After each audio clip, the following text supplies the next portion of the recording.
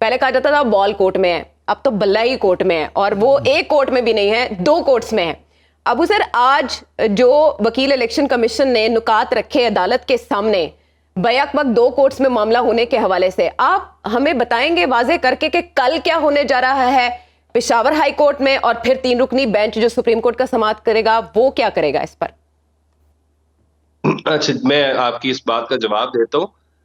लेकिन मैं एक बात कर दूं, ये आर्टिफिशियल इंटेलिजेंस वाली बात मुझे नहीं पता किसने कही है। ये बिल्कुल गलत है कि ये आर्टिफिशियल इंटेलिजेंस से लिखा गया है।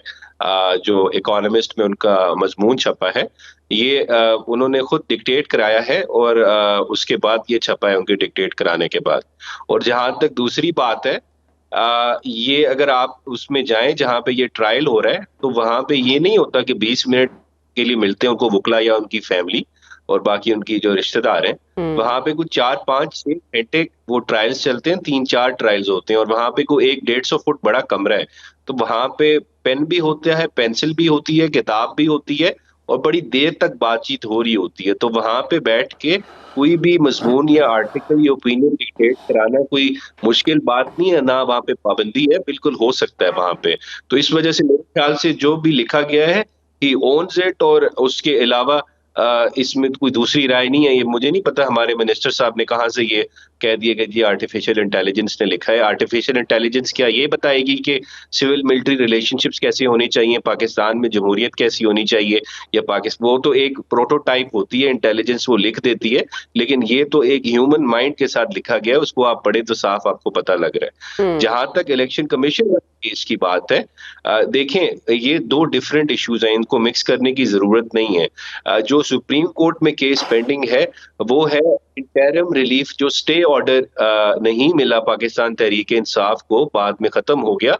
उस ऑर्डर के खिलाफ वो लोग गए हुए स्टे एप्लीकेशन के लिए, इंटरिम रिलीफ के लिए।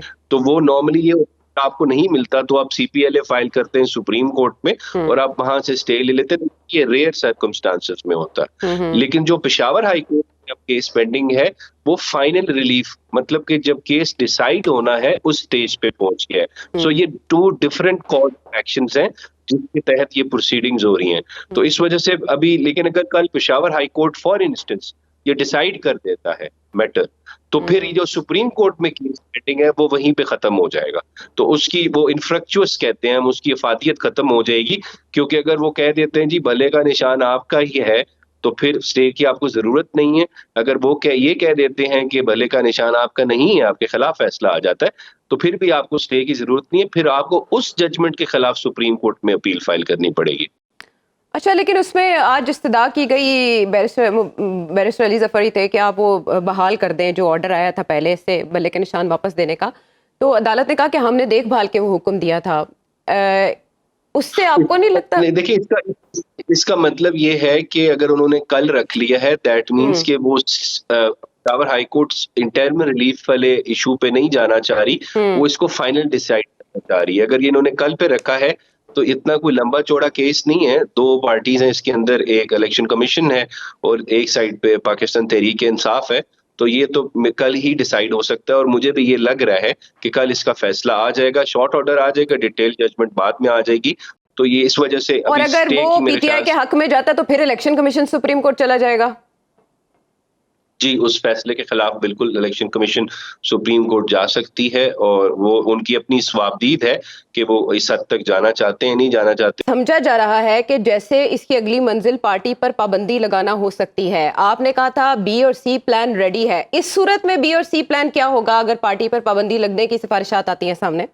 देखें, भले का निशान अगर ले लें पार्टी से, तो इफेक्टिवली वो पार्टी समझे, मतलब कि इफेक्टिवली नॉट लिटरली वो पार्टी बैन ही हो गई ना, वो कंटेस्ट नहीं कर सकती उस सिंबल के ऊपर। बट आपने कहा अलायंस कर सकते हैं। अलायंस का वक्त कब तक होगा?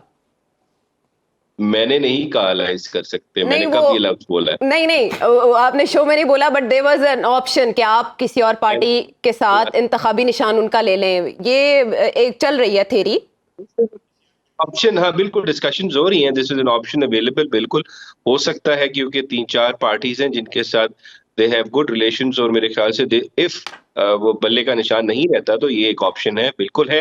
कब तक इस ऑप्शन को अवेल किया जा सकता है अबू ज़र, अगर आप देखें शेड्यूल को? तो देखें, एज लॉन्ग एज ये मेरे ख्याल से 1-2 दिन में अगर डिसीजन आ जाता है ये पेशावर हाई कोर्ट का, तो उससे चीजें क्लियर होंगी। जो प्लान बी सी डी जो जितने भी हैं वो किक इन तब करेंगे जब फर्स्ट प्लान आपका फेल हो जाता है या आपको वो नहीं मिलती वो चीज जो आप चाह रहे हैं। ठीक तो है। वो तो डिपेंड करेगा कि पेशावर हाई कोर्ट क्या फैसला देती है इसमें। जहां तक पार्टी को बैन करने की बात है, देखिए पॉलिटिकल पार्टी को बैन करने का जो तरीकाकार है वो आपके आइन के अंदर लिखा हुआ है, आर्टिकल 17 के अंदर। उसकी कंडीशंस बड़ी टफ हैं to meet them, and that is not only a decision of the federal government. ठीक है। वो उसमें the Supreme Court has to affirm it.